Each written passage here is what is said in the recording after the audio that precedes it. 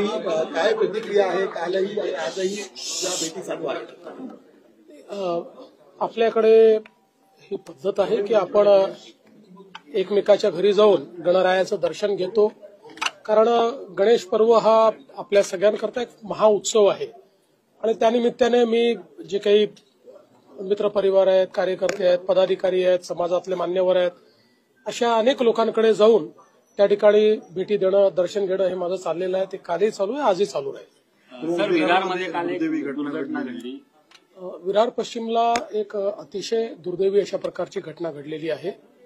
एक इमारत ही कोसळल्यामुळे जवळपास 17 लोकांचा मृत्यू त्या ठिकाणी झालेला आहे. एनडीआरएफ लगेच त्या ठिकाणी पाठवण्यात आली होती आणि त्यांनी सर्व प्रकारच्या टेक्नॉलॉजीचा उपयोग करून पहिल्यांदा असर्टन केलं किती लोक गेलेले आहेत, कुठे आहेत, आणि खालचे लोक काढायला किंवा ज्या बॉडीज आहेत त्या काढायला थोडा तिथे त्रास आहे, पण ती सगळी कारवाई त्यांच्या माध्यमातून चाललेली आहे. मुळातच या इमारतीला मे महिन्यामध्ये नोटीसही देण्यात आली होती आणि स्ट्रक्चरल ऑडिटचीही नोटीस देण्यात आली होती.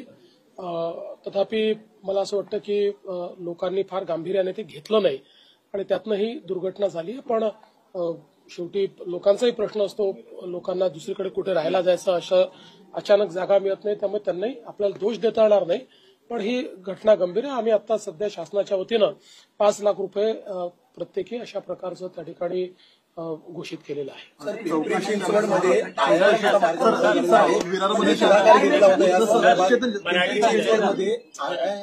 मार्ग मोकळा झालेला आहे, तुम्ही बैठक घेतली नाही, असं आहे की आपल्याकडे जे आयएम आहेत, स्पेशली जसं आयएम नागपूर आहे, तर आता देशातल्या अशा ज्या संस्था आहेत त्यांनी इतरत्रही शाखा काढावी अशी अपेक्षा आहे आणि त्या दृष्टीने आयएम नागपूरने पिंपरी चिंचवडमध्ये, पुण्यामध्ये शाखा काढण्याचं किंवा आयएम सेटअप करण्याचा एक प्रस्ताव दिला होता. आता त्यातले हळूहळू सगळे मार्ग मोकळे होत आहेत आणि लवकरच त्या ठिकाणी ते कॅम्पस आपल्याला पाहायला मिळेल. विरार को लेकर एक सवाल है क्योंकि आपने जो अनाउंस किया वो अच्छा है, लेकिन वहाँ पर बहुत, मैं चूंकि वहाँ पर भी हम लोग, बहुत सारी बिल्डिंग है इलीगल है, वहाँ पे लोग जिस दिशा में रह रहे हैं, बहुत बड़ा कंसर्न है. बिल्कुल कंसर्न की बात है. देखिए, वहाँ पर इलीगल बिल्डिंग्स भी है, डायलापिलेटेड बिल्डिंग्स भी है.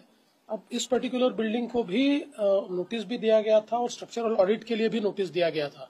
लेकिन कई बार क्या होता है, लोग गरीब है, लोगों को आप कितना भी कंपेल करो तो भी लोग सोचते हैं कि हम कहाँ जाएंगे, या फिर वहां से उनका एक प्रकार से जो व्यवसाय वगैरह होता है वो जुड़ा हुआ होता है, तो आप दूसरी जगह भी दो तो लोग तुरंत जाना नहीं चाहते. तो ये सारी प्रोसेस बड़ी कठिन है, लेकिन मुझे ऐसा लगता है कि ऐसे मामलों में थोड़ी कड़ाई भी हमको दिखानी पड़ेगी, क्योंकि लोगों की जान ये ज्यादा महत्व की है. बिल्डर के ऊपर कोई कार्रवाई की जाएगी जो वो तो सारी उसकी मतलब जो तफ्तीश है वो की जाएगी और कार्रवाई की जाएगी. सर, स्वस्तात घरं देण्याच्या नावाखाली विरार असेल, नालासोपारा असेल, वसई असेल, या भागात काही बिल्डर अनधिकृत बांधकाम करतात आणि अशा अनेक इमारती, अशा बिल्डरांवर भविष्यात कारवाई. आता तर आपण ते होऊ नये म्हणून मोठ्या प्रमाणात कारवाई केली आहे, पण या जुन्या बिल्डिंग्स आहेत, 15-20 वर्षापूर्वी झालेल्या अनेक अशा बिल्डिंग्स आहेत. आता त्याला रेग्युलराईज कसं करता येईल, त्याचं स्ट्रक्चरल ऑडिट कसं करता येईल, असं वेळोवेळी आपण करतो. मी आता महानगरपालिकेला पुन्हा सूचना दिलेल्या आहेत की त्यांनी तात्काळ अशा प्रकारच्या सगळ्या बिल्डिंगचं स्ट्रक्चरल ऑडिट सुरू करावं. महापालिका जर पाहिला असेल, त्याच्या कारभारावर सातत्याने प्रश्नचिन्ह उपस्थित केले जात होते, तुम्ही काही वेगळी याची चौकशी लावणार आहात का? निश्चितपणे चौकशी करूच. आपल्याला माहिती आहे की आम्ही वसई विरारच्या संदर्भात अतिशय कडक भूमिका घेतलेली आहे आणि आता तर ईडीने देखील जी कारवाई केली आहे ती आपल्या सर्वांसमोर आहे. एक प्रकारे या शहराला पूर्णपणे त्या ठिकाणी समाप्त करण्याचं, म्हणजे तिथलं इन्फ्रास्ट्रक्चर खराब करणे, प्रचंड बोकाळलेला भ्रष्टाचार, अशा सगळ्या गोष्टींनी हे शहर ग्रसित आहे. त्यामुळे त्यातनं आता त्याला बाहेर काढायचा प्रयत्न आम्ही करतो. राज ठाकरेंच्या घरी पहिल्यांदा काल उद्धव ठाकरे गेले होते गणपती दर्शनाला. चांगली गोष्ट आहे, मला फार आनंद झाला ते गेले. मराठ्याचं देखील आंदोलन सुरू आहे. दुसरीकडे ओबीसी मोर्चा देखील आहे, ते आता आंदोलन साखळी उपोषण करणार असं देखील त्यांनी घोषणा केलेली आहे. त्यामुळे माझी दोन्ही समाजाला माझी विनंती आहे की शासन दोन्ही समाजाच्या हिताचा विचार करेल. कुठल्याही समाजाला दुसऱ्या समाजासमोर आणण्याचा शासनाचा हेतू नाही. त्यामुळे कोणावर अन्याय करून कोणाला देण्याचा प्रश्न नाहीये. दोघांचे प्रश्न आम्ही सोडवणार आहोत. त्यामुळे ओबीसी समाजानेही हे लक्षात ठेवावं की कुठेही त्यांच्यावर अन्याय आम्ही होऊ देणार नाही आणि मराठा समाजाने हे लक्षात घ्यावं की आम्हीच सोडवल्यात सगळे प्रश्न, दुसरे कोणी सोडवले. सांगावं कोणी सोडवलेले आहेत मराठा समाजाचे प्रश्न आमच्या सरकारशिवाय, म्हणजे मी मुख्यमंत्री असताना, शिंदेजी मुख्यमंत्री असताना तेव्हाच सुटल्यात, बाकी कधी सुटले प्रश्न, आणि आम्हीच सोडवणार आहोत. ही आंदोलनं संपलेली आहेत. महाराष्ट्रातच मराठा आंदोलन नेमकं का उद्भवलं? मुळामध्ये ही जी सगळी आंदोलनं होती त्या लोकांना हे लक्षात आलं की ईडब्ल्यूएस आल्यानंतर त्यांचा प्रश्न बऱ्यापैकी त्या ठिकाणी सुटलेला आहे. आपल्याकडे कदाचित ती ईडब्ल्यूएसची मानसिकता तयार झाली नाही आणि त्याच्यामुळे काही प्रश्न कॉम्प्लिकेटेड आहेत, पण आता आपण तोही प्रश्न सोडवलेला, आपण आरक्षण दिलेलंच आहे आणि कोर्टात अजूनही ते टिकलेलं आहे. राहुल गांधी आरक्षण का जो मुद्दा हो रहा है, आपको न्याय की लड़ाई से ज्यादा ये शक्ति प्रदर्शन ज्यादा लग रहा है अननेसेसरी का, क्योंकि जिन परिप्रेक्ष्य में हो रहा है उसको ध्यान में त्योहार है। देखिए, हमारा बहुत सीधा और साफ कहना है, लोकतंत्र में सभी को अपने अपने व्यूज रखने का अधिकार है, आंदोलन करने का भी अधिकार है। कोई भी आंदोलन जब तक डेमोक्रेटिक है, लोकतांत्रिक है, हमको उससे कोई शिकवा गिला नहीं है। हर लोकतांत्रिक आंदोलन के साथ हम लोग लोकतांत्रिक बर्ताव ही करेंगे और चर्चा के माध्यम से ही प्रश्न छुड़ाने का प्रयास करेंगे। लेकिन ये बात भी उतनी सही है कि ये आंदोलनकारी जो जिस प्रकार से आंदोलन कर रहे हैं उसमें मैं ये समझ नहीं पा रहा हूं कि हमने जब ऑलरेडी जो मराठा समाज है उसको आरक्षण दिया है और अब मराठा समाज को ओबीसी में आरक्षण दो ऐसा कहा जाता है। ओबीसी में ऑलरेडी 350 जातियां है, मराठा समाज को तो 10% अलग से रिजर्वेशन दिया गया है। तो ठीक है, फिर भी सबकी बात समझ लेंगे। राहुल गांधी पीएम मोदी माता जी के ओबीसी मध्ये बऱ्याच जाती आहेत आणि त्याच्यानंतर देखील मराठा पुन्हा एकदा ओबीसी मध्ये समाविष्ट करून घेण्यासाठी असं आहे, पहिल्यांदा तर मी सांगतो की आमची पहिल्या दिवशीपासून भूमिका आहे, लोकशाहीमध्ये सगळ्यांना आपली मतं ठेवण्याचा अधिकार आहे, लोकशाहीमध्ये आंदोलन करण्याचा अधिकार आहे, लोकतांत्रिक पद्धतीनं जेवढी आंदोलनं होतील त्याला आमची ना नाही, त्याला आम्ही सामोरं जाऊ, आवश्यक तेवढी चर्चा करू, लोकशाहीच्या चौकटीत त्याच्यावर काय जे काही उपाय करता येतील ते उपाय आम्ही करू। एवढीच माझी अपेक्षा आहे की कुठलंही आंदोलन हे लोकशाहीच्या चौकटीबाहेर जाऊ नये। इथे तर माननीय उच्च न्यायालयाने चौकट आखून दिली आहे, त्यामुळे आता याची चौकट ही आमच्याही हातात नाही, ती उच्च न्यायालयाच्या हातात आहे। उच्च न्यायालयाने त्या संदर्भात काही नियम निकष तयार केले, त्या नियम निकषानुसार जर त्या ठिकाणी आंदोलन झालं तर आम्हाला काही अडचण नाही। राहुल गांधी जो है प्रधानमंत्री नरेंद्र मोदी की माता जी के ऊपर विवादित टिप्पणी की है, दरभंगा में उनके खिलाफ शिकायत हुई है पुलिस स्टेशन में, क्या कहें?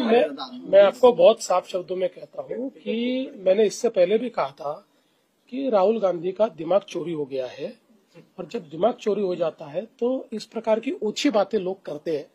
अब मुझे बताइए, आप राष्ट्रीय नेता कहलाते हो और इतनी ओछी बात करते हो, आपको राष्ट्रीय नेता कहलाने का क्या अधिकार है? और मुझे तो ऐसा लगता है कि जब किसी का दिमाग चोरी हो जाता है तो उसको इग्नोर कर देना चाहिए। ओबीसी मध्ये एवढ्या जाती आहेत, खरं तर ओबीसी मध्ये एवढ्या जाती आहेत, मराठ्यांना तुम्ही देखील 10% तुम्ही दिलं असं वारंवार सांगितलं जातं, सरकारच्या वतीने दिलं देखील आहे, तरी देखील का नेमकं की किती? आता मला त्याचं उत्तर तर जे मागणी करतात तेच देऊ शकतात। आज आपल्याला माहिती आहे की जवळपास 350 जाती ओबीसी मध्ये आहेत, आणि आपण बघितलं तर समजा आता मेडिकलच्या ऍडमिशनचं बघितलं तर मेडिकलच्या ऍडमिशनमध्ये ओबीसीचा कट ऑफ एससीबीसीच्या वर आहे आणि एससीबीसीचा कट ऑफ ईडब्ल्यूएसच्या वर आहे। त्याच्यामुळे ही जी काही मागणी आहे त्यांनी नेमकं किती भलं होणार आहे याची मला कल्पना नाही। आपण जर नीट आकडेवारी बघितली तर मराठा समाजाच्या हिताचं काय आहे हे आपल्या लक्षात येईल। मात्र मराठा समाजाचे जे नेते आहेत त्यांचीही पण ही जबाबदारी आहे की त्यांनी मराठा समाजाच्या हिताचा अभ्यास करून त्या ठिकाणी मागणी केली पाहिजे। एक गोष्ट निश्चित आहे की जर एससीबीसी असेल किंवा ईडब्ल्यूएस असेल तर राजकीय आरक्षण मिळणार नाही। राजकीय आरक्षण हेतू असेल तर वेगळी गोष्ट आहे, पण राजकीय आरक्षण हा जर हेतू नसेल आणि सामाजिक आर्थिक परिवर्तनाची लढाई असेल, ऍडमिशन्स मिळाल्या पाहिजेत, नोकरी मिळाली पाहिजे, तर मला असं वाटतं की मग मागणीचा योग्य प्रकारे विचार किमान काही विचारवंतांनी तरी केला पाहिजे। तुम्ही मराठा समाजाला लागतोय, उद्धव ठाकरे असतील, शरद पवार असतील, ते देखील आता पाठिंबा देताना पाहायला मिळतात। काय या आंदोलनाला कुठेतरी